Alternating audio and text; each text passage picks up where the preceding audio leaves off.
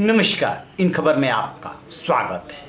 Corona का कहर पूरी दुनिया में जारी है। तीसरी वेव को लेकर के चिंताएं और आशंकाएं हैं, लेकिन इस दौर में और इसके पहले भी एक सवाल जो शिद्दत से उठता रहा है वो है मीडिया की आज़ादी, प्रेस की आज़ादी। सिर्फ भारत के लिए नहीं, दुनिया के सामने ये यक्ष प्रश्न है। धीरे धीरे शासकों ने अपनी फेवर में या तो आवाज़ निकालने या विरोधी आवाज़ को दबाने का काम किया है।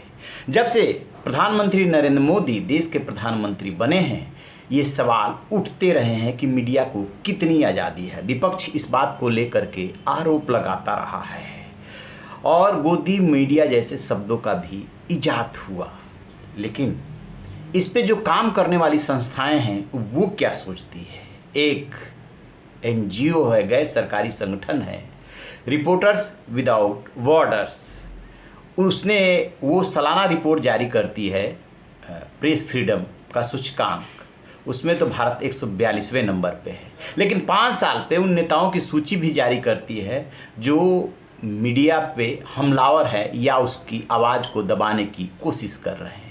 अभी उसने एक ताज़ी रिपोर्ट जारी की है जिसमें 37 राष्ट्राध्यक्षों को शामिल किया है। उसमें से 17 ऐसे हैं जो पहली बार शामिल हुए हैं, कुछ तो ऐसे हैं जो लगातार चले आ रहे हैं और 17 उसमें नए शामिल हैं। गैलरी ऑफ ग्रीन पोर्ट्रेट के नाम से ये रिपोर्ट जारी की गई है। तो कौन कौन से है देश इसमें शामिल, कौन कौन से राष्ट्राध्यक्ष है, सुनिए एक रिपोर्ट।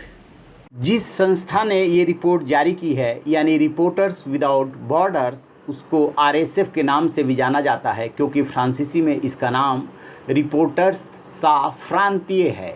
आरएसएफ की रिपोर्ट में कहा गया है कि प्रेस की आज़ादी के इन हमलावरों में से कुछ तो 2 दशकों से अपने ढर्रे पे चल रहे हैं, लेकिन कुछ नए चेहरे इस गैलरी में शामिल हुए हैं। पहली बार भारत भी इसमें शामिल हुआ है। 2 महिलाएं और एक यूरोपीय चेहरा भी है।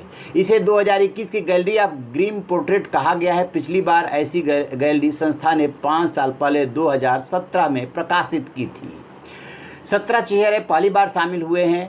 अब मनमाने तरीके से पत्रकारों को जेल में डालते हैं ये लोग। मीडिया की जो आज़ादी है उसको अपने तरीके से छीनते हैं। कई बार परोक्ष तरीके अपनाए जाते हैं। आरएसएफ ने प्रेस फ्रीडम मैप भी जारी किया है। इसमें रंगों के जरिए बताया है कि किस देश को किस श्रेणी में रखा गया है। जिन देशों को लाल रंग में दिखाया गया है वहाँ प्रेस स्वतंत्रता की हालत बुरी है। जिन देशों को काले रंग में दिखाया गया है उसमें स्थिति बहुत ही बुरी है। इस नक्शे में भारत को लाल रंग में दिखाया गया है, जबकि ईरान और सऊदी अरब जैसे देशों को काले रंग में, यानी इसके मुताबिक भारत की हालत बुरी है।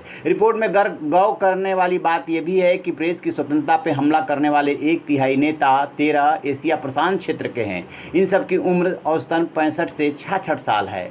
आरएसएफ के महासचिव क्रिस्टोफ डेलारे का कहना है कि प्रेस की आज़ादी पर हमला करने वालों की लिस्ट में 37 नेता शामिल है, लेकिन कोई यह नहीं कह सकता कि केवल इतने ही नेता हैं जो ऐसा कर रहे हैं। वे कहते हैं इनमें से हर नेता का अपना अलग स्टाइल है। कुछ अपने अतार्किक आदेशों से आतंक फैलाते हैं, कुछ दमनकारी कानूनों को रणनीति के तौर पे इस्तेमाल करते हैं। इस सूची में शामिल नए नामों में सऊदी अरब के क्राउन प्रिंस मोहम्मद बिन सलमान काफ़ी अहम है। इनके पास देश के सभी अधिकार केंद्रित है। वे प्रेस की स्वतंत्रता को बिल्कुल भी बर्दाश्त नहीं करते। सऊदी हुकूमत जासूसी, धमकी, जेल, हत्या तक हर तरह के हथकंडे अपनाती है।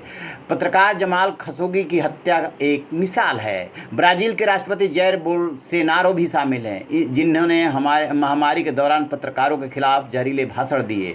लिस्ट में एकमात्र यूरोपीय नेता हंगरी के विक्टोर ओरबान, जो खुद को उदारवादी लोकतंत्र का चैंपियन बताते हैं, लेकिन साल 2010 में सत्ता में आने के बाद से लगातार मीडिया की स्वतंत्रता और विविधता को खत्म कर रहे हैं। इस सूची की दोनों महिलाएं एशियाई देशों से हैं। पहली है कैरी लैम, जो हांगकांग पर चीन के आदेशों के तहत राज कर रही हैं, लगातार मीडिया का दमन कर रही हैं। दूसरा नाम बांग्लादेश की प्रधानमंत्री शेख हसीना का है, जो साल 2009 से प्रधानमंत्री हैं। उनके शासन में पिछले 3 साल में 70 से अधिक पत्रकारों और ब्लॉगरों पर आपराधिक मुकदमे चलाए गए हैं।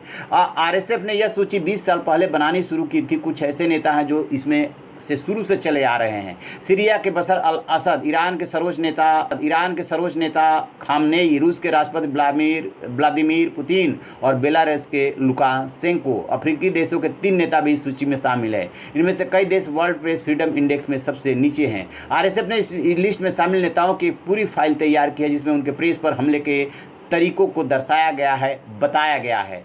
आरएसएफ सालाना प्रेस फ्रीडम इंडेक्स भी जारी करता है, जिसमें कि भारत 180 देशों में 142वें नंबर पे है। 2017 में 136वें पे था, 2018 में 138वें पे, साल 2019 में 140वें पे, और इस पिछले साल जो आई रिपोर्ट उसमें 142वें नंबर पर पहुंच गया।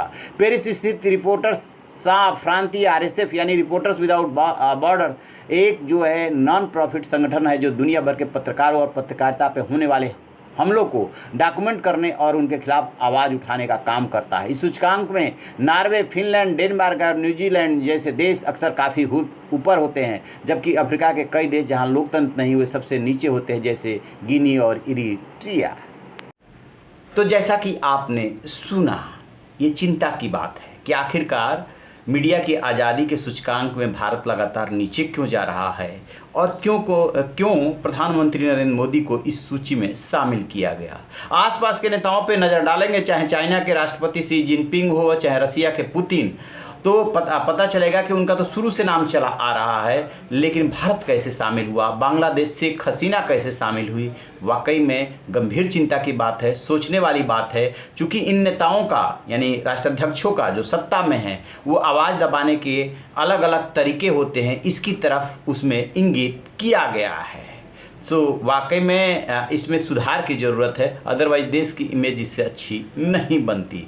हालांकि कहने वाले ये भी कहते हैं कि ये सब रिपोर्ट बायस्ड होती है और जो सत्ता पक्ष के पार्टी होती है वो तो अक्सर ये कहा करती है, लेकिन ज़मीन पे क्या है ये जरूर देखा जाना चाहिए।